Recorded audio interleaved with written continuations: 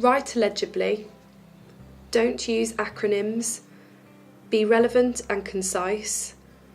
Use language that is understood across all care settings. Ask the person the name by which they would like to be addressed and record it. Insert the person's full details. Insert the date of completion of the form. Discuss with the person their condition and prognosis and any special needs, including communication and mobility, and summarise these. Ask about and record details of other plans or documents. Use the scale to help the person to understand the balance between priorities of care and identify their own priority. Record the aspect of life most important to this person if they wish. Sign one main focus of care and agree whenever possible. List elements of emergency care and treatment that should be considered, they would not want, would not work in the person's situation.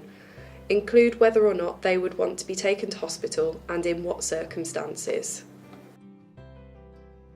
Sign a recommendation about CPR.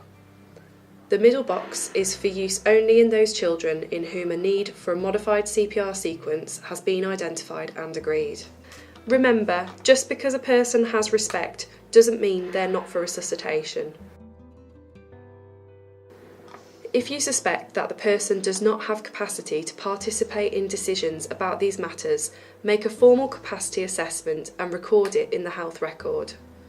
Ask whether or not they have a legal proxy to participate in decision-making on their behalf if they lose or have lost capacity. If so, insert their contact details in Section 8.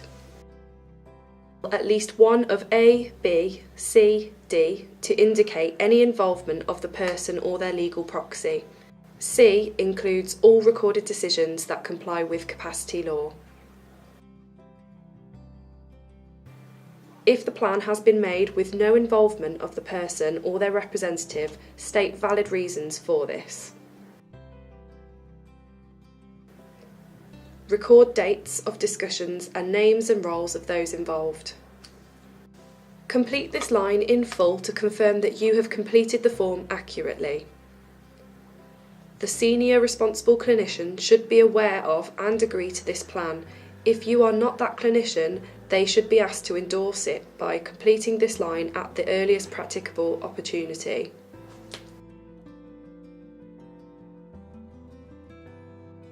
List name and contact details of all those who must be contacted and those that the person would want to be and are willing to be contacted in an emergency. Leave this box blank at initiation. When a person's condition changes or they move from one care setting to another, including a change of hospital ward, a senior clinician should review the ReSPECT recommendations in discussion with the patient unless this is inappropriate, and sign and date here to confirm that they are still valid, or cancel this form and create a new revised one. To summarise, start with a conversation with the person. Aim to make shared decisions whenever possible. Work through ReSPECT systematically to establish the background to the recommendations, the person's preferences for care and treatment, and agreed clinical recommendations. Complete page 2 fully to confirm the validity of the plan.